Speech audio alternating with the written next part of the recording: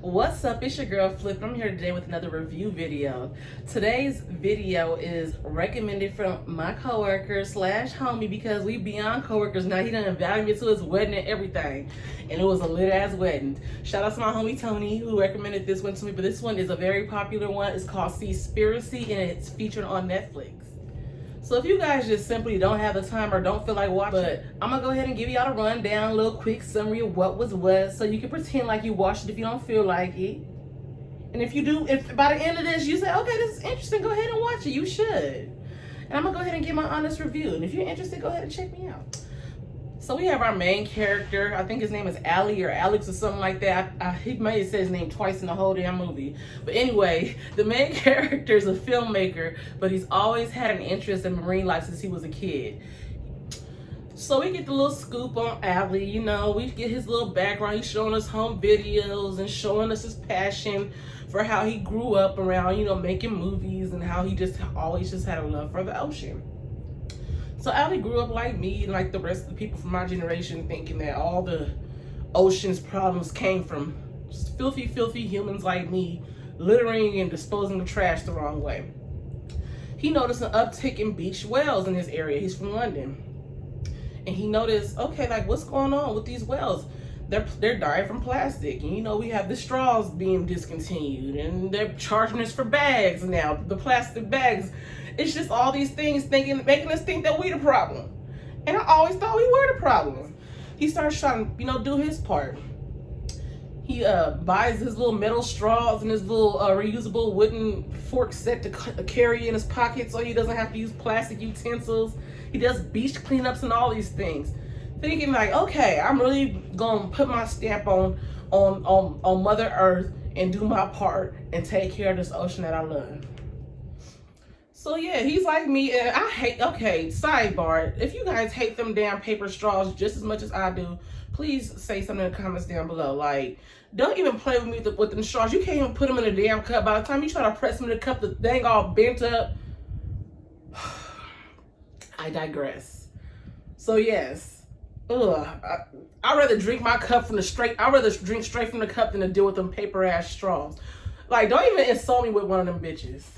So through his research, he finds out like how polluted our oceans really are. Like, I found out through watching this movie that the equivalent of a dumpster truck of trash is dumped in our oceans per minute.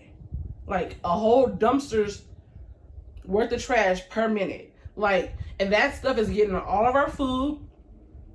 It's getting in our skin. When we're out here trying to be cute on the beach, my ankles are getting polluted. That's about it. Ankles and knees, because I don't get too much further in the ocean.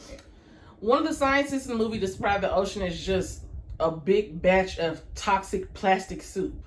And when you watch this documentary, you will see exactly why he says just that. And it makes you kind of question what you're eating. Like, damn, like, am I eating toxic, poisonous fish? And the answer is probably yes. And we probably just immune to a whole bunch of the bullshit by now. And he's realizing like, okay, I'm not putting a dent in this damn ocean pollution. So through his research, he's like, okay, these straws and soda cans are only making up about less than 1% of the ocean's pollution. Most of the pollution is coming from the whaling and fishing industry because fishing gear is being discarded and nets are just being discarded in the ocean. In turn, little Andre and Free Willy and them are getting caught up in them, are eating the things that are catching them, pretty much. So this is when the plot low-key thickens. He's like, okay, let me not focus on this little rinky-dink shit. Let me go on a bigger mission. Let me get down to the bottom of this whaling. And then this is when we go into like the Cove version of the movie. So if you guys have seen The Cove, or if you have not seen The Cove, I suggest you go watch it. If you've seen Blackfish is mild compared to The Cove. Like, The Cove is like outright bloody, it's just a massacre. And that kind of gets repeated in this movie. So ever since The Cove happened, well, even during The Cove, when the whaling industry was getting exposed in Japan and other areas, the surveillance was already on 10. Now that The Cove has come out and SeaWorld is and all these marine parks are getting scrutiny, the surveillance in Japan and all these other like heavy fishing areas are like on 1,000 right now. So Allie and his little girlfriend fly out to Japan. They can't even leave the airport good. They already get pulled over. Like, my question is, like, how do they know? How do they know? It, like, is any foreigner that comes to Japan, like, already, like, automatically under suspect? Like, if you don't look like you, like, one of us, like, I know you up here for the fish. Like, is that what it is? So, of course, it's exposed that they, like in the movies like The Cove and Blackfins, they're selling the big, pretty ones off to the marine parks for thousands and thousands of dollars. And you would think, okay, we keep the ones that are sellable and we release the other ones that aren't. But no, they don't. They find it easier to just kill the dolphins that don't make the cut. Like, mind blown. So, okay, that brought me to the question, like, okay, where are all the dead dolphins going? Like, they're not throwing these little tiny, little frail dolphins in a can of sun-kissed tuna and telling me it's tuna and shit. Charlie the tuna. Like, I hope that's not what they doing. I ain't trying to be eating on Flipper. Like, I'm okay eating Charlie the tuna, but Flipper, my last name is Flip, and me, if I was called Flipper all throughout kindergarten, me and Flipper are kindred spirits. I ain't trying to eat the homie. But nah, they're not even selling them off to eat like they were in the Cove. They're just killing them for the hell of it. They're actually killing them so they're not competition to the fishermen, because the dolphins eat fish because that's what they're supposed to eat. The fishing industry feels like the dolphins are stepping on their toes, and because overfishing has been a concern, and we've been trying to conserve, and rather than us fishing less, it's easier for us to get rid of the other consumers of the fish, which is other fish. They essentially call it pest control. They get rid of all the pests so that they can get the nice big fat tunas to sell to all of us for a top price. And then they ain't got to worry about overfishing, and they ain't got to worry about next season being dry and not making no money. Not only are they killing dolphins, they killing full-on, they killing sharks for shark fin soup. So because dolphins and now sharks are being killed for shark fin soup, or because they're being killed because they're predators in competition to the fishermen, like pretty much all the sharks are like extinct. Like all species of sharks are pretty much going extinct at this point. And this is how bad it is. A dude that got chewed up by a shark, got attacked, got his arm and leg ripped off. He's a shark advocate. He's like, no, we need sharks. I know he got a piece of me, but we need them. He over here picking my thigh out his teeth right now, but we need sharks. And for a dude to sit there all chewed up and beat up from a dang shark to still say we need sharks and we need to chill out on all this fishing, it's a problem. So that leads us to the dolphin safe tuna. So we all know about dolphin safe seafood and dolphin safe tuna. If we don't know, we all should know at this point. We have been pushed, we all been encouraged. If we watch any cooking show or anything, people are all encouraging us from all walks of life. Oh, make sure you get dolphin free, dolphin free. Pretty much pretty much told us it was all bullshit. The people who are in charge of giving out the dolphin safe labels, which means they're supposed to be monitoring, making sure they're not killing these dolphins and these sharks and these seagulls just for the hell of it.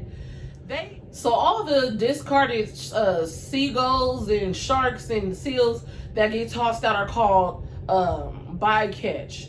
And through his digging, he realized that not only are our oceans doomed from our trash, from the fishermen's trash, it's also food is just being wasted. Animals are just being wasted because of bycatch. The studies show that they kill 45 dolphins, 45 flippers to get 8 Charlie the tunas, so we can get tuna. To get 45 dolphins gotta go so you can pick through and find 8 tunas. Then it was revealed that the fishermen's pretty much have paid for this licensing so that they can sell their tuna and their fish products at premium price under the assumption that no dolphins or other marine life is getting killed in the process. But because there's thousands and thousands, there's nobody to monitor, okay? Nobody to monitor. They're out there just doing their own thing. There's nobody out there to keep track of how many dolphins are getting killed. So let me get back into the plastic. So through his research, he finds out that all this discarded fishing equipment, nets, and everything pretty much contributes to about 50% of the plastic that's found wasted in the ocean. 50%. Like, the fishing industry is not only killing our dolphins to get tuna, they're also killing our whales and polar bears. You saw a polar bear over here trying to make a dang sleeping bag out of a net. That don't make sense. So at this point, he's like, okay, why is all this energy and effort going into us not having straws? Well, that makes up 1% of the problem when the fishing industry is making the 50% of the problem. Like, the math ain't adding up. Like, y'all on top of the wrong people. Why aren't y'all on top of the fishing people? Why aren't we telling people to eat less fish? So this brought him to speaking to other people and trying to get some answers to these questions.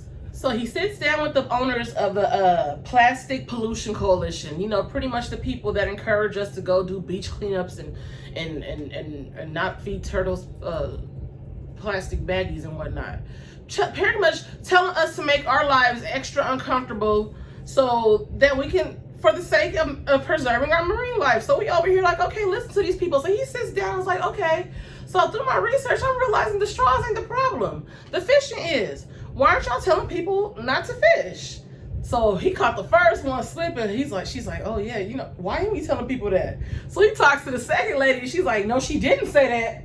No, she didn't. Well, we stop using straws. She wasn't trying. He didn't catch her slip. He caught the first one slipping. So he's like, okay, why all of this secrecy and why all of this avoiding telling people to eat less fish? So all he did was a quick little Google search, finds out that the same people that are over the foundation for plastic pollution are the same people that give out those dolphin safe labels. The phony ass dolphin safe labels that pretty much fishermen bribe the agencies for to overcharge us. They all in the same family. Don't you feel bamboozled, y'all? So then he decides to join. So the next phase of the movie, Allie decides to go join one of these vigilante groups. Since the government ain't doing nothing about this fishing regulation and killing the dolphins, there's some real about it people who are really with the shits, who really about that, who really walk that walk and they only talking that talk. They out there pulling up in their own speedboats, pulling up on the side of these people and catching them in the act. So he decides to hop on a boat with these people. I'm trying to figure out how these, like, y'all just let the people on your boat, like, I mean, they got guns and stuff too, so I'm assuming there's some, they got, I don't know how we work in other countries, but they just be bored storming these people's boats and be like, hey, let's see if you got any dolphins around here, and then they catch dolphins, which is good, we should not be killing the dolphins. But anywho, he joins the group, and they do a couple of raids, and they're successful in finding the people and you know, and getting a couple of boats stopped. But then through his research, he's realizing that some of the people on the boat are like slave laborers. Like, the people have been on the sea for 10 years. He interviewed a couple of, this is not funny, he interviews a couple of people, and they pretty much say, oh, we went out with friends to get drunk one night, then they pretty much abducted us at night, then next thing you know, we're on the boat, and they ain't let us go home for 10 damn years. Like, it was one dude that was on the boat for 6 years, another dude that was on the boat for 10 years. They were saying that they were subjected to all kinds of abuse. Like, the fishing industry just keeps getting worse and worse. So at this point, he's exposed fishing for pollution. He's exposed it for being responsible for all of our marine life being extinct. The industry is also affecting small fishing communities. So places like in West Africa where they have small canoes and they don't have the big old cruise ship yachts to rake the oceans with their machinery, and they're having to, you know, fish the old fashioned way. These people are getting pushed out of business. They can't compete with them big old ships. People are having to resort to eating bushmeat, and that's why instances of Ebola and I guess coronavirus, that they say you're eating bats, bushmeat, You're getting all these diseases from eating foreign meats that you're not supposed to eat. So moral of the story is that they're pushing all of us to turn vegan. Maybe one day I'll get there. I ain't there yet. As you can see, I am too thick, and I'm not going to be able to maintain my thickness without some kind of sustenance, don't y'all think? So my question next is, like, what's going to be the next thing that we can't enjoy? Like, we can't enjoy SeaWorld, okay, which understandably so. After doing my research, I see why. We can't enjoy meat. We can't enjoy seafood now. Like, what they going to say next? Like, let us be having fecal matter and shit in it. Like, what they gonna say next? That the plants have souls too? Let me quit playing. I am gonna chill. Like, this movie did have a deep effect on me. It also made me realize how, even though I already knew this, like, everything's for the love of money. Like, capitalism trumps health. It trumps the well-being of an economy of everybody else. It's all about the money. It's all about the big picture. It's all about the money. Forget the little small town people, the little mom and pop shops trying to make it and, trying to make a living the right way. No, poachers come in and with their big mega boats and say fuck the little man. And we're seeing that happen every day with, mega stores like Walmart. And now we're using slaves to get the fish. Now we're going back 400 years and enslaving people to, like, we didn't learn from America, Asia, whoever doing this. I don't think it's America, but whoever is doing this, like, learn from America. Oh shit, slave labor is not okay. You cannot be forcing people on boats and making them fish. God damn it. So that leads us to sustainable farming fish farms and all those things. That just once he did his Googles on that and did his research on that, he pretty much just made us realize that it's just nasty cesspools of rotting fish, diseasing each other in the middle of the ocean in cages. It's no better. So sustainable fishing is pretty much not a thing from what I gathered. They even showed us an example of sustainable whaling. Oh, in Iceland, and it was horrific. I'm not even going to describe that scene. It wasn't nothing sustainable. I guess the idea is that sustainable is because they have enough whales to keep doing it without running out of whales. But the means in which it was tragic.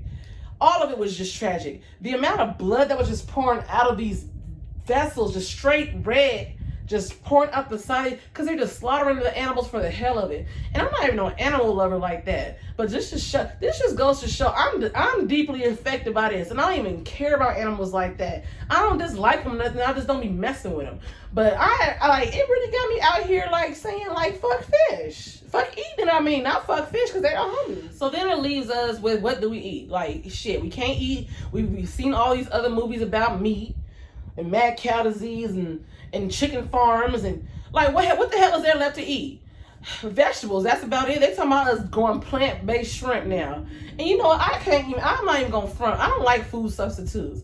I like the real deal. My best friend is Muslim. She eats beef bacon. I don't even like that. I like real bacon. So I'm gonna do my part and maybe try to chill on my consumption. But I'm not doing the plant-based. Because for one, it'd be too expensive. Two, the plant-based be more than the real deal. And it'd be all rubbery and stuff. I don't know. That's what they're encouraging us to do. I ain't quite there yet. But I'm going to keep using my reusable straws. And I'm going to just quit messing with tuna, period. Because, yeah, why do 45 flippers got to die for me to have a tuna sandwich? They was mainly talking about tuna and stuff in here. So, like, my main thing is, like, I hope the shrimp and the crab ain't kicking it where the dolphins and the whales be at. Cause if they in a different part of the ocean than where the seals and the sea lions and them be kicking it, I'ma just stick to shrimp and crab and just leave the other fish alone. Because that's all he mentioned in the movie. So if anybody knows, do the crab and the lobster kick it in the same part of the ocean where the dolphins be at? And if they ain't, then that's the seafood we need to be eating, because they're not gonna be in the way. We ain't gonna catch them in a lobster trap. Like, let me know down below if anybody knows. The fishermen can come up with nets that are biodegradable. I don't know. Instead of exploring those options, they're keeping us busy with picking up straws and soda can 6-pack plastic off the beach. So while we're busy doing that, they're out there making money off of all the tuna. And yeah, we out here still hungry, I guess. I'm gonna go ahead and give it a 10 because I learned from it. It was entertaining as hell. I was falling half a damn asleep. Had a couple of subtitles on there, so you might not want to watch it while you sleep, but it woke me back the hell up, especially when they show me the sustainable whaling scene towards the end. Gruesome. But yeah, go ahead and let me know if you guys check it out. Let me know if you have any recommendations on any other movies you want me to check out. And I'll see you guys next time. See you later.